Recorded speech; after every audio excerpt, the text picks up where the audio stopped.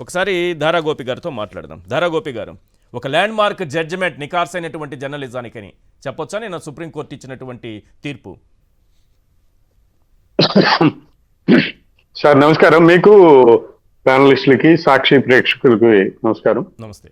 నేను ఆ రోజే చెప్పాను, ఇది కొమ్మినేని మీద కేసు సరికాదు, కొమ్మినేనికి మీద కేసు నిలవదు అని ఆ రోజు అరెస్ట్ చేసిన రోజునే, హైదరాబాద్ లో అరెస్ట్ చేసిన రోజునే చాలా స్పష్టంగా చెప్పాను. ఎందుకంటే ఇప్పుడు మీరు నన్ను లైవ్ లోకి తీసుకున్నారు, నేను ఏదో మాట్లాడుతున్నాను, నేను మాట్లాడేది తప్ప ఒప్ప అని మీరు గ్రహించే లోపే ఇది కొన్ని వేల మందికి కోట్ల మందికి చేరిపోద్ది నేను మాట్లాడింది.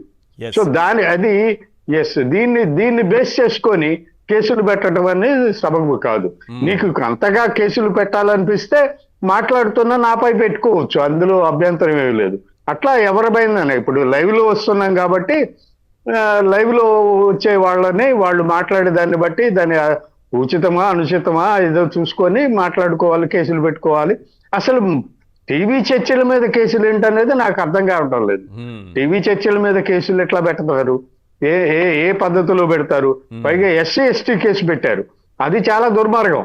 అక్కడ కుల ప్రస్తావన అనేది రాలేదు కూడా, ఆ చర్చలో కుల ప్రస్తావన రాలేదు. ఈ వ్యాఖ్యాత గాని లేకపోతే యాంకర్ గాని ఎవరు కూడా కుల ప్రస్తావన చేయలేదు. అయినా కానీ ఎస్సీ ఎస్టీ కేసు పెట్టారు అంటేనే ఇది ఖచ్చితంగా రాజకీయ పరమైన కేసు, రాజకీయ ఒత్తిళ్లు, రాజకీయ కక్ష సాధింపులు అనేది చాలా స్పష్టంగా తెలిసింది. సో దానికి సంబంధించి సుప్రీంకోర్టు చాలా స్పష్టమైన నిర్ణయం తీసుకుంది కాబట్టి నిజమే చాలా మంది న్యాయమూర్తులు నవ్వుతూనే తీర్పులు ఇస్తూ ఉంటారు. మరి ఆ నవ్వడం అనేది తప్పు ఎట్లా అవుతుంది అనేది నాకు అర్థం కావట్లేదు. అయినా మీరు ఇంకొక విషయం గమనించాలి, కొమ్మినేని చాలా స్పష్టంగా చెప్పారు ఆ రోజున కూడా, సార్ మీరు ఇలాంటి వ్యాఖ్యలు చేస్తే మీ మీద సోషల్ మీడియాలో ట్రోల్ చేస్తారు అని. సోషల్ మీడియాలో ట్రోల్ చేస్తారా లేకపోతే కేసులు పెడతారా అనేది అవన్నీ కూడా ఆయన హెచ్చరించాడు. ఆయన అనుభవం ఉంది, ఆయనకి విజ్ఞత ఉంది, ఆ విజ్ఞత ప్రకారం ఆయన అనుభవం ప్రకారం ఆయన స్పష్టంగానే చెప్పారు. అయితే అది ఈ పోలీసులు గాని ప్రభుత్వం గాని దాన్ని పరిగణలోకి తీసుకోకుండా ఒంటెత్తిపోకడగా పోయి కేసులు పెట్టి ఈ వయసులో ఆయన్ని అరెస్ట్ చేసి జైల్లో పెట్టడం అనేది, రిమాండ్ పంపించడం అనేది చాలా అత్యంత గర్హనీయమైన అంశము. దానికి సుప్రీంకోర్టు సరైన తీర్పు ఇచ్చిందని నేను భావిస్తున్నాను. ఇది ఒక ల్యాండ్ మార్క్ జడ్జిమెంట్.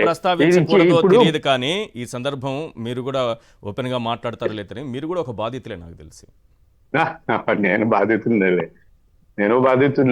నేను బాధితున్నే జర్నలిజానికి ఈ పరిస్థితి ఎందుకు వస్తోంది నాకు అర్థం కావట్లేదు.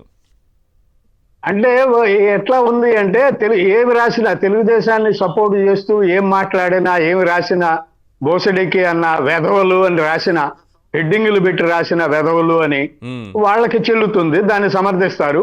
అది కాదు అని నికార్సైన జర్నలిజం రాస్తే వాళ్ళ ఉద్యోగాలు తీసేస్తారు, వాళ్ళ మీద కేసులు పెడతారు. అలా తయారైంది మరి తెలుగుదేశం.